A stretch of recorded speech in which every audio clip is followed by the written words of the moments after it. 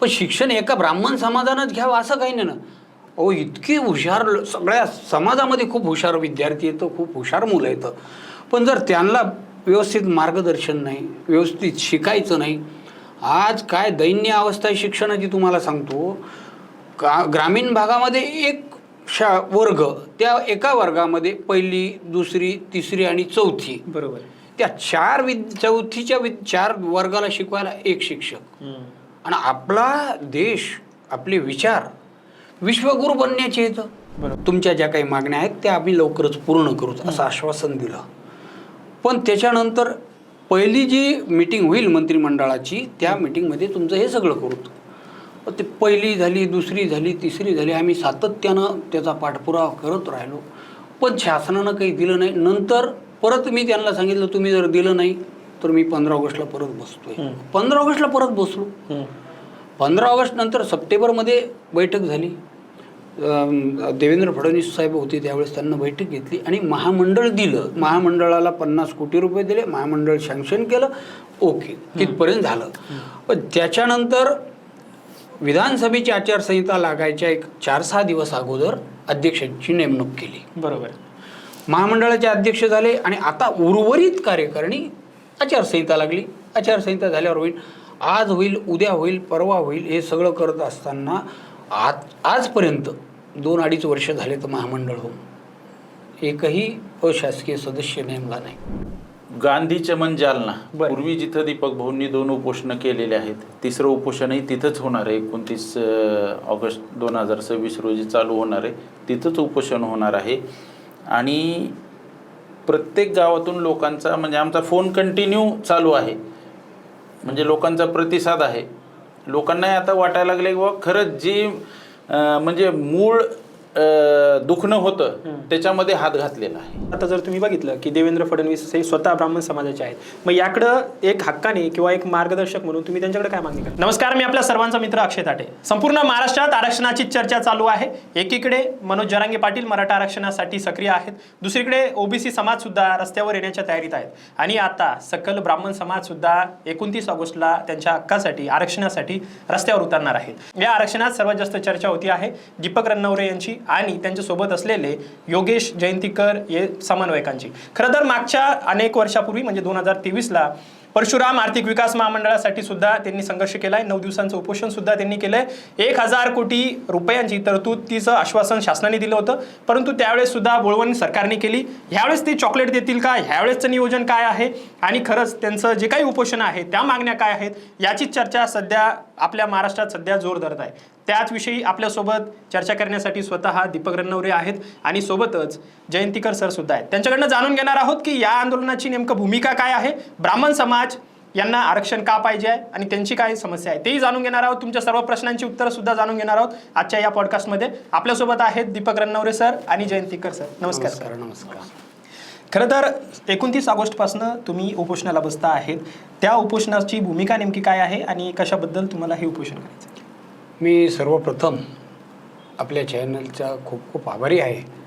सत्ते पे सत्ता खूप चांगलं नाव आहे आणि सगळेजण सत्तेसाठी मरमर करतात, पण तुम्ही सत्यासाठी मरमर करणारं चॅनल आहे असं मला वाटतं आहे. आपण जो काही प्रश्न विचारला, खरं म्हणजे आम्हाला कुठल्याही प्रकारचं आरक्षण नको आहे.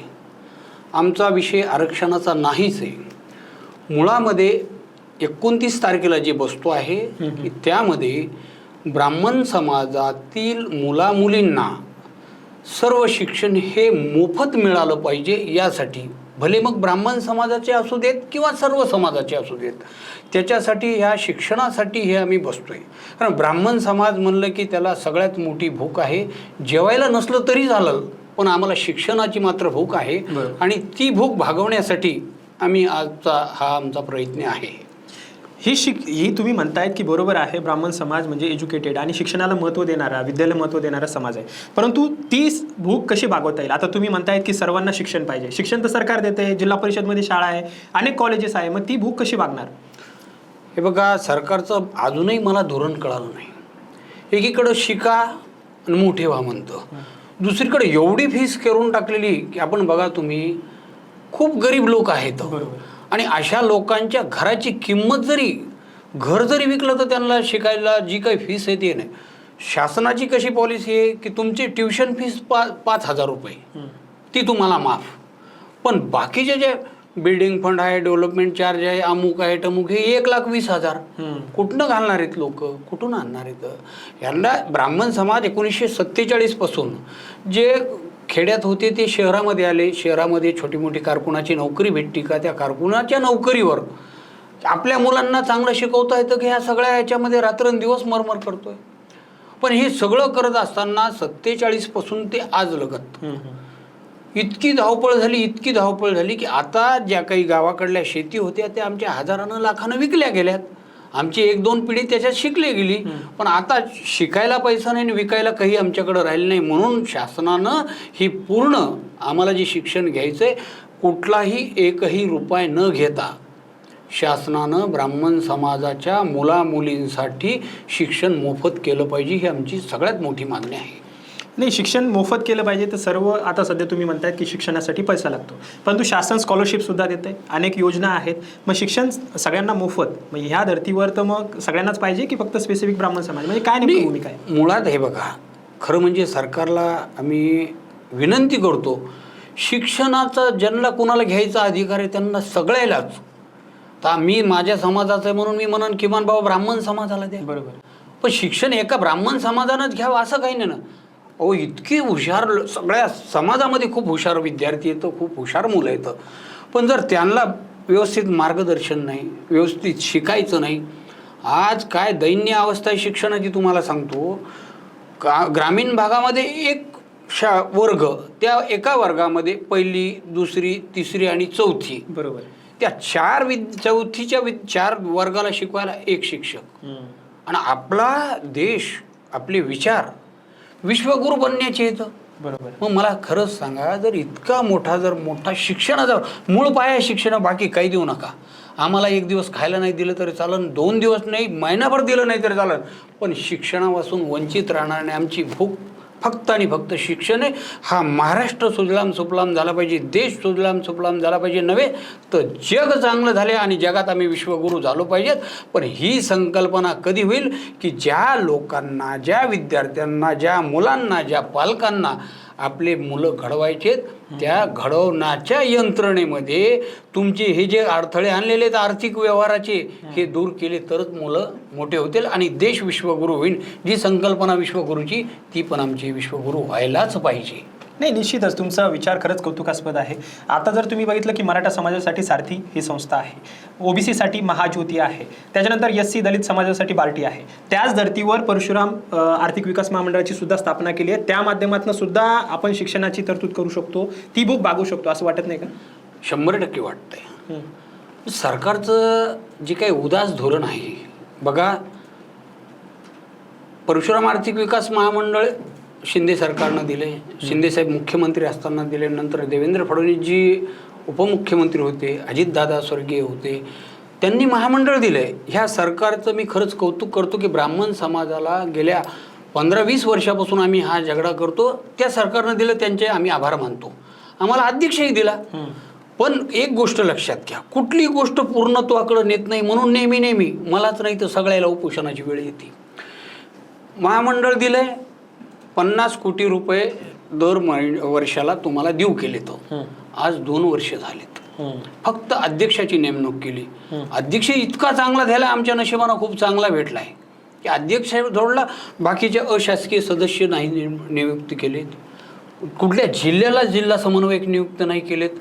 आतापर्यंत तुटपुंजा निधी दिल्या, मीच भांडणं करून आता कुठं मला माहिती कळाली की 7 ते 8च लोकांना त्या महामंडळाचा फायदा, पण 2च योजना चालू केल्यात. 15 लाख रुपये वैयक्तिक कर्ज आणि 50 लाख रुपये गट कर्ज, एवढ्या 2 योजना केल्यात.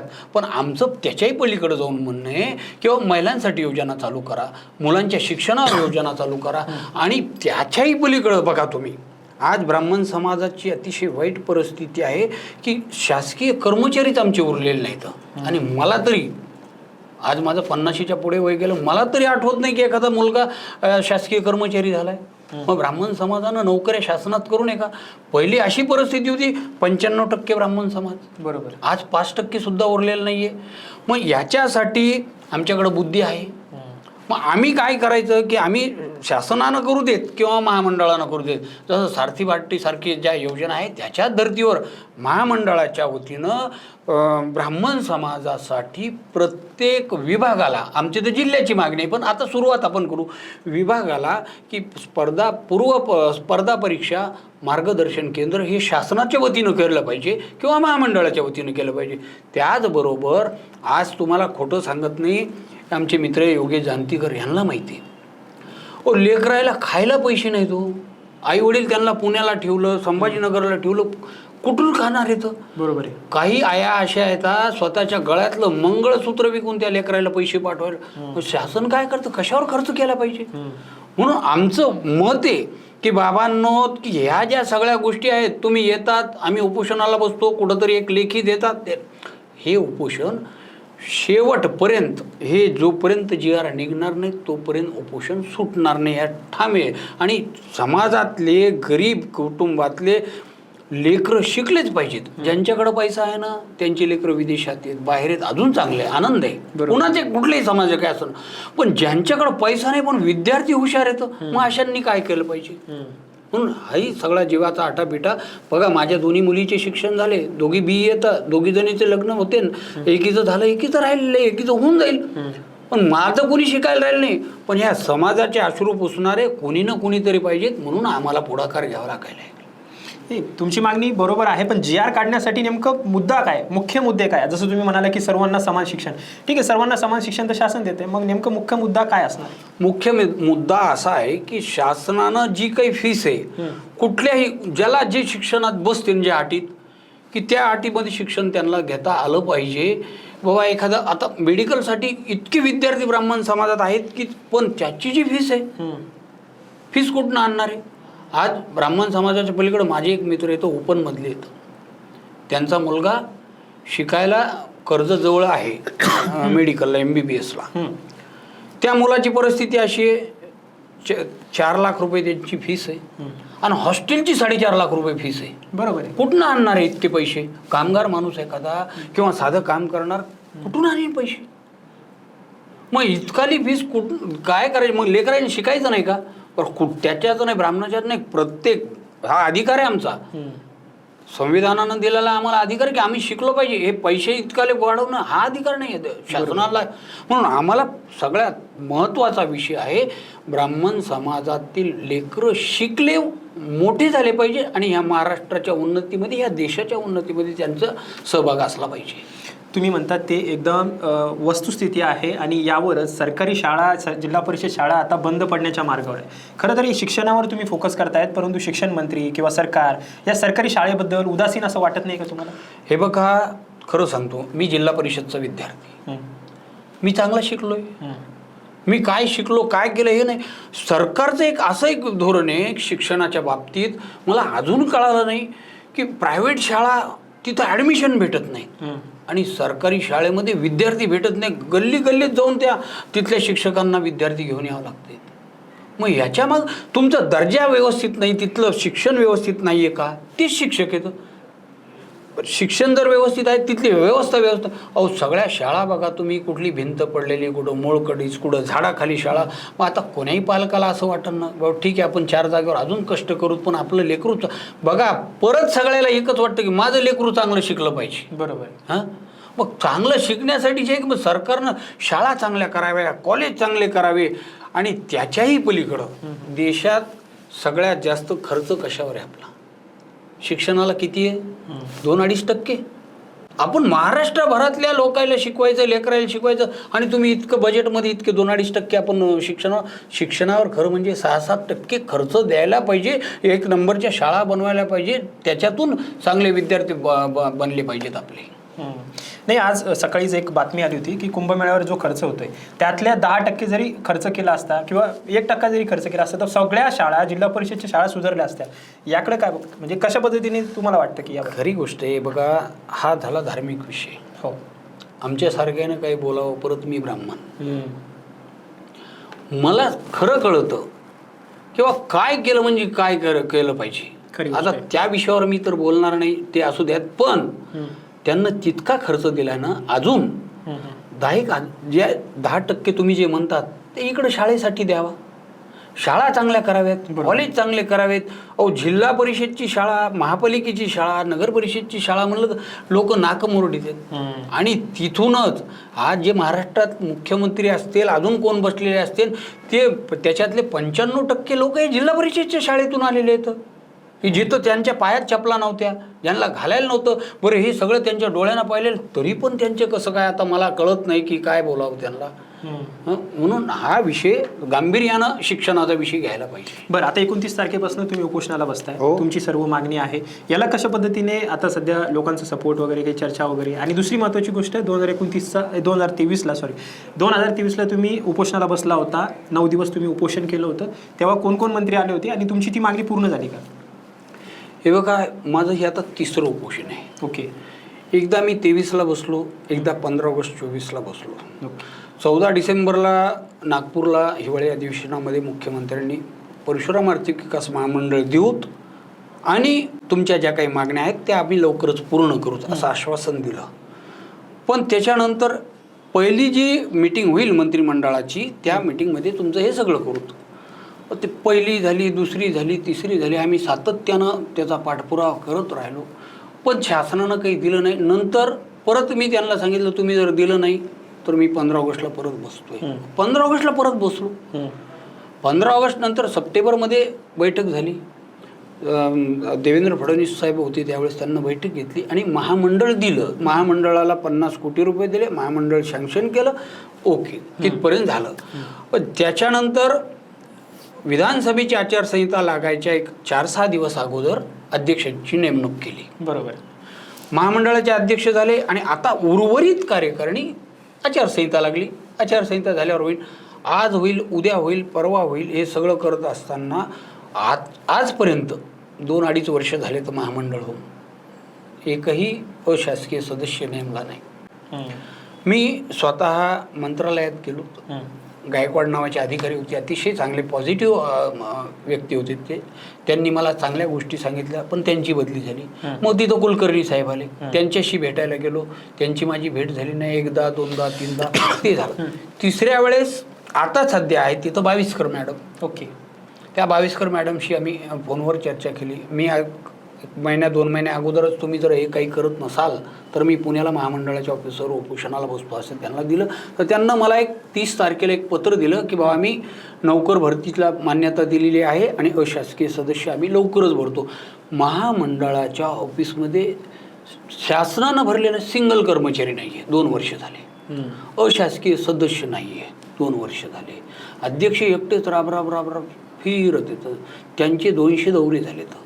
आणि अध्यक्षांनाही काल आम्ही ज्यावेळेस सांगितलं त्यांना की मी आतापर्यंत महामंडळातल्या किंवा शासनाचा एकही रुपया घेतलेला नाही आणि घेणारही नाही आहे झाले. पण आता ही शासनाची उदासीनता कुठपर्यंत सहन करायची, म्हणून परत आम्हाला ज्या ज्या योजना पाहिजेत त्या मिळाल्या नाही. म्हणून येत्या 29 तारखेला मी उपोषण जालन्यामध्ये गांधी चमनला करणार आहे. खरं तर आपल्यासोबत योगेश जानतीकर सर सुद्धा आहेत, समन्वयक. मला एक सांगा, हे उपोषणाला 29 तारखेला बसतायत. जर उपोषणाला तब्येत खराब झाली किंवा जर काही बिघडलं तर याची पुढची रणनीती काय असेल आणि तुमचं काय धोरण वाटतं बरं?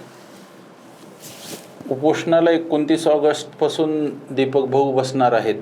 शासनाने सर्वतोपरी विचार करून याची लवकरात लवकर दखल घ्यावी, माझी पहिली तर इच्छा हीच असेल.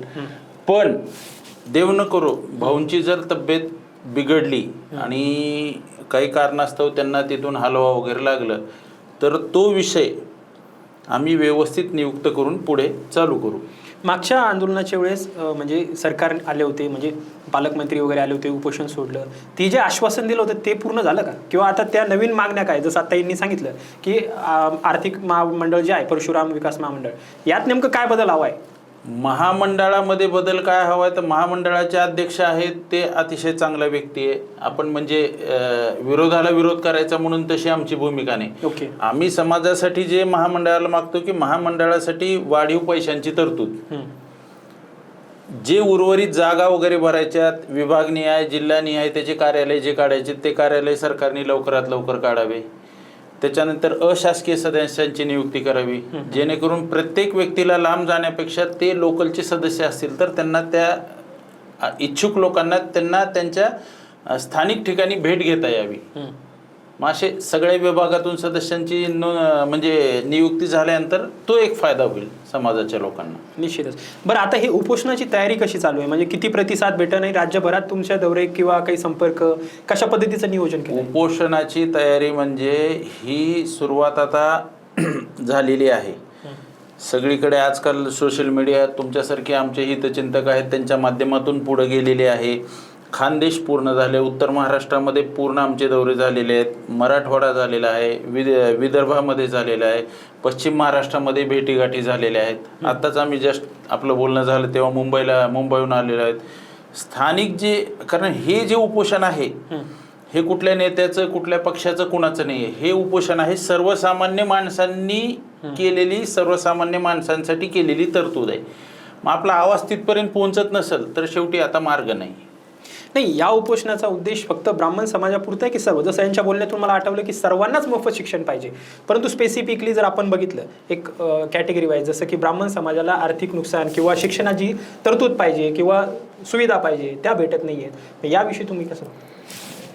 यामध्ये कसं आहे, आता भाऊंनी सांगितलं की ही सर्वसमावेशक भूमिका त्यांनी सांगायचं कारण काय, प्रत्येक कुणीही ज्याला गरज आहे तो शिक्षणापासून वंचित राहू नये, बरोबर, ही आमची भूमिका आहे.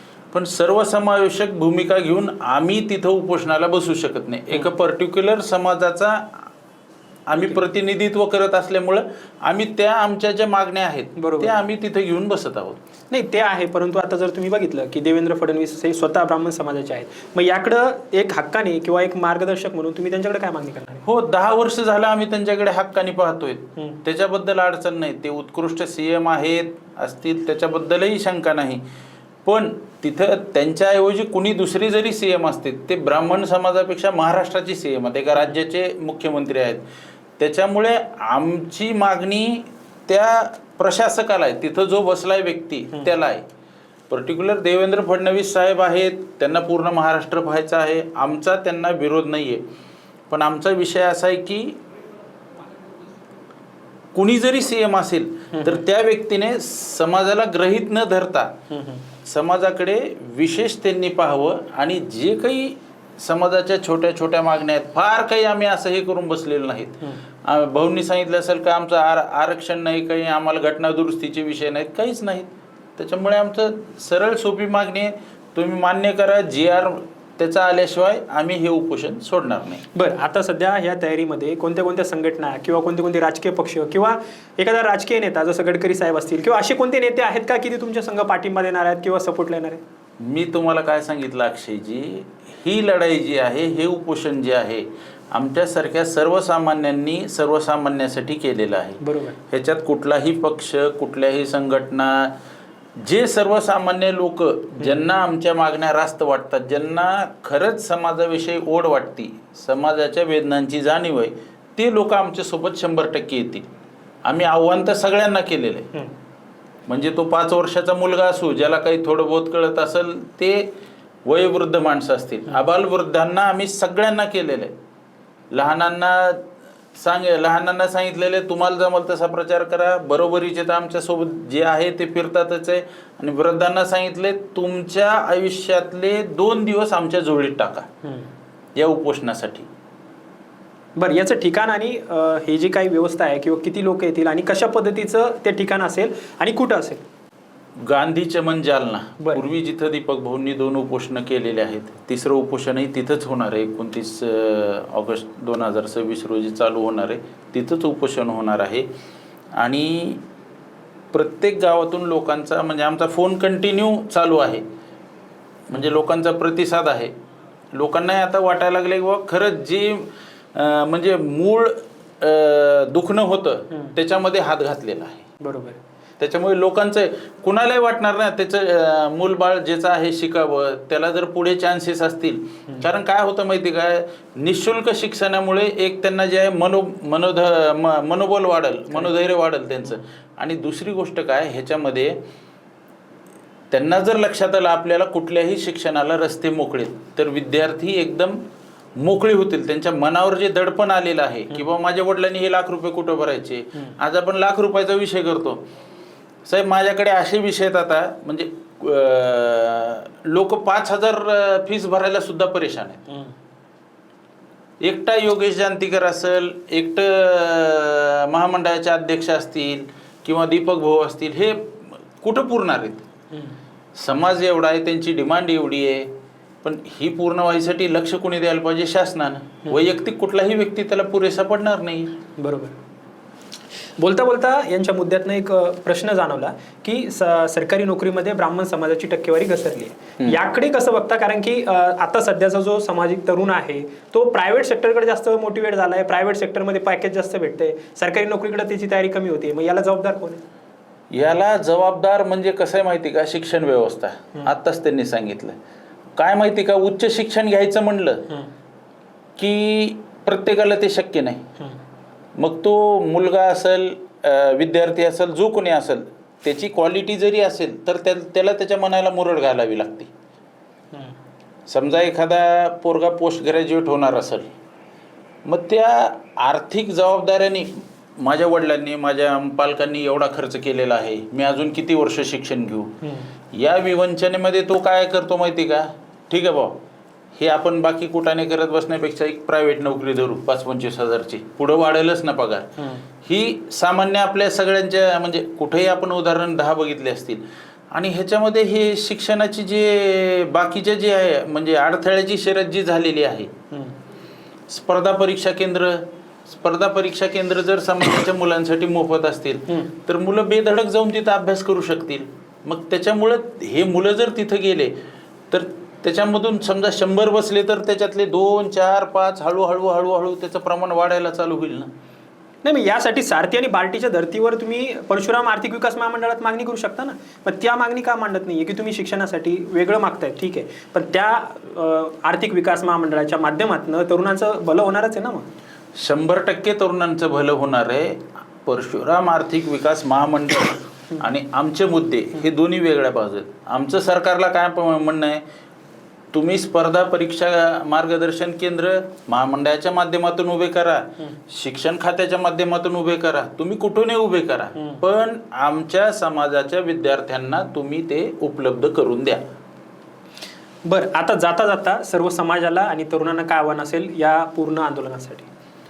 सर्व समाजाला आणि तरुणांना माझं एक हात जोडून नम्र विनंती आणि नम्र आव्हान असेल की एक व्यक्ती आपल्या सगळ्या सर्वसामान्यांच्या समस्यासाठी जेव्हा एखादा व्यक्ती अन्न पाणी सोडून आमरण उपोषण करायला बसलेला आहे, तर आपण उपोषणाला बसत नसतो.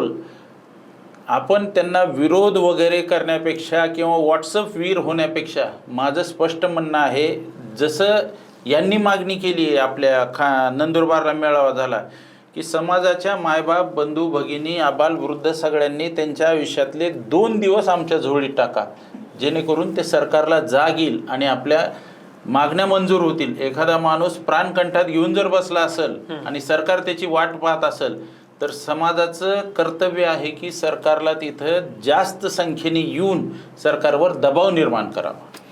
निश्चितच, कारण की आपण बघतोय 29 तारखेला दीपक रन्नवरे सर जे आहेत ते उपोषणाला बसत आहेत. खरं तर त्यांची जी मागणी आहे त्यावरनं आपल्याला एक लक्षात आलं की सर्वसामान्य माणसाला, सर्वसामान्य विद्यार्थ्याला शिक्षण महत्त्वाचं आहे आणि ते शिक्षण मोफत असावं आणि सर्व सुविधा त्याला मिळाव्या, यासाठी त्यांचा हेतूही प्रामाणिक आहे. निश्चितच येणाऱ्या काळात या उपोषणाकडे आपण लक्ष देणारच आहोत.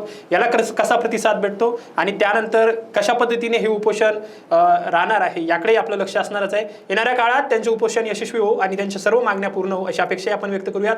आणि उपोषण पूर्ण झाल्यावर किंवा जे घडल्यानंतर आपण त्यांना परत एकदा बोलवणारच आहोत. आणि तोपर्यंत तुमचं काय मत आहे, त्यांच्या ज्या मागण्या आहेत, त्यांचे जे विचार आहेत ते खरंच योग्य आहेत का, सर्वांना शिक्षण पाहिजे का, निश्चितच कमेंट करा आणि जास्तीत जास्त लोकांपर्यंत शेअर करायला विसरू नका. धन्यवाद सर. धन्यवाद. 2 महिन्यानंतर सिंगापूर ब्रांचला प्रमोशन होतंय तुझं. कॉंग्रॅच्युलेशन्स. काय ग, तुला आनंद नाही झाला? मॅडम, तुम्हाला माहितीच आहे की मला PCODचा त्रास आहे. दिवसभर फटीग असतो, सारखा मूड स्विंग होतो. उगाच एवढी जबाबदारी कशाला घ्यायची? अगं, एवढं सिरियस नाहीये ते. त्यावर सोपा उपाय आहे, डॉक्टर चाटेज होमिओपॅथी क्लिनिक. अगं, किती जणींनी तिथे उपचार घेतलेत. महाराष्ट्रात अनेक ठिकाणी त्यांच्या शाखा आहेत.